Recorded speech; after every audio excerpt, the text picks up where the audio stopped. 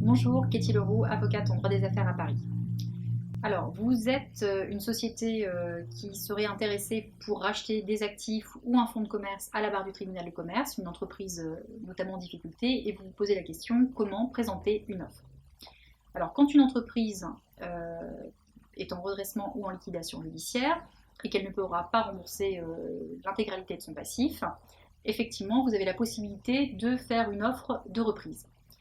Alors, il y a deux options. Soit, pour certains des actifs, le tribunal, le juge-commissaire notamment, pourrait décider de faire de passer par une vente amiable. C'est souvent le cas lorsqu'il s'agit d'actifs isolés et d'une valeur assez limitée. Néanmoins, quand il y a une proposition de rachat de fonds de commerce, généralement, vous avez l'administrateur judiciaire qui fixe un délai pour le dépôt des offres.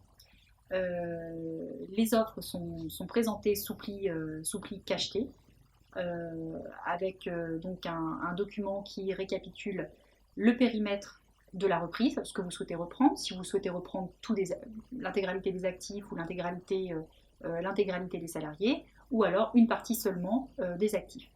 Donc, généralement, avec cette offre, il est conseillé d'y glisser un chèque de banque à l'ordre de l'administrateur judiciaire pour démontrer le sérieux et la capacité de payer le prix qui sera offert.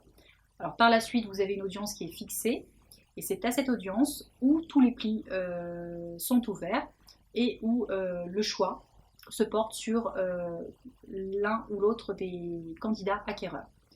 Voilà, donc généralement pour ce genre de procédure, il est plutôt conseillé d'être accompagné d'un avocat qui vous présentera, qui vous permettra de présenter l'offre de manière correcte. Donc généralement, il est bien d'avoir un business plan pour démontrer qu'on a les capacités financières de reprendre l'activité. C'est souvent le cas s'il y a notamment des salariés.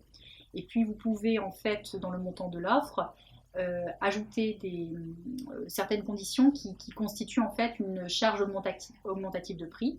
Par exemple, vous offrez un certain prix, mais également dans votre offre, vous acceptez de reprendre les congés payés acquis aux salariés, ou vous acceptez de reprendre les commandes en cours pour lesquelles des acomptes ont été versés à l'entreprise en difficulté, sans demander un complément de prix supplémentaire au client. Et donc toutes ces petites choses en fait constituent une charge augmentative de prix qui sera pris en compte par le tribunal au moment de choisir l'offre la plus intéressante. Voilà. Donc d'une manière générale, il vaut mieux être accompagné, mais on peut parfois faire de bonnes affaires, il est vrai, au tribunal de commerce. Tout dépend des entreprises et des actifs à reprendre.